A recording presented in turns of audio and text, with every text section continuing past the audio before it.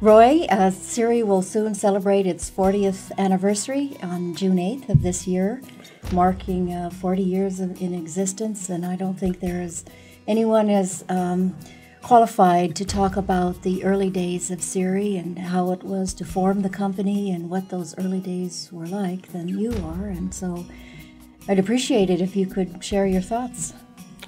Well, 40 years goes by in a hurry. There were a lot of problems that we could not have foreseen.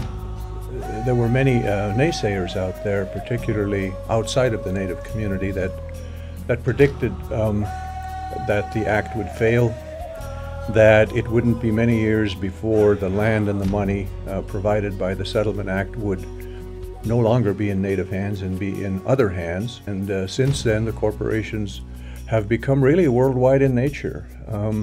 They have succeeded, I think, beyond even the wildest imaginations. I remember my first few years at CIRI, just poring over land status maps and getting prepared to make the selections that were allowed under this new regime for the company. So my hats are off to those who early on recognized that they would not settle for second best, and that we needed to really struggle to get the kind of lands that you could actually have an economic base for your company. But as to the implementation, Margie, we were also blessed by having people like you, I must say, working in our land department and using your imagination and innovation to get the best out of our settlement. Karl Mars at the time was a young land intern and later on became manager of the land department. There was Kirk McGee and others who I thought did very, very fine work to make sure that CIRI and its villages got a very fair implementation of this settlement.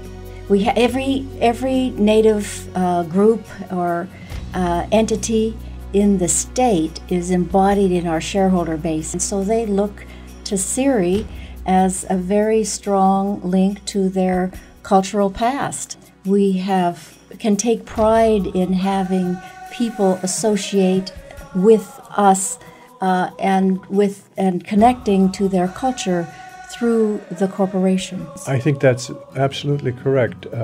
Most people never anticipated that the corporations would use their money and their status as sort of a toolbox to do things that were considered outside of the realm of corporate activity, such as healthcare, such as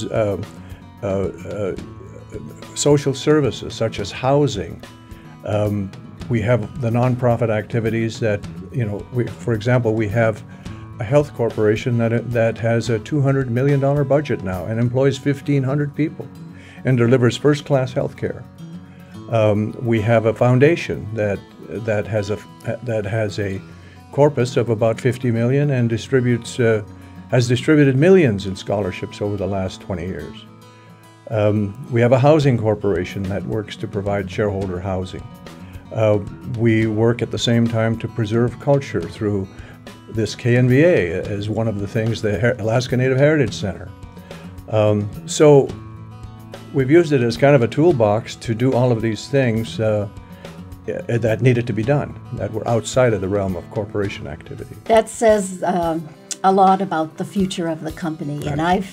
And you've had your 40 years with the company, and I have had 35 years with the company. And I think we can be comforted in the fact that there has been a big investment in this human capital and the human resources, as you suggest, and we have younger people coming up to take the leadership of these organizations that we've nurtured and grown to this point. And I'm comforted with the fact that I'm ready to turn this enterprise over to folks who can take it to that next level and determine their own vision and work with the new board of directors and bring the company to what it will be. And at some point, it's time. Mm-hmm. Well, I wanted to congratulate you and thank you for taking the job as the CEO and in taking your turn at the wheel, so to speak, to bring the ship along a little further. And you have done a very fine job, in my view, and in the view of, I think, most all shareholders. And thank you for your service, Margaret. Well, thank you. Thank you for the 20 years that I worked for you. I learned by working beside you and for you. So.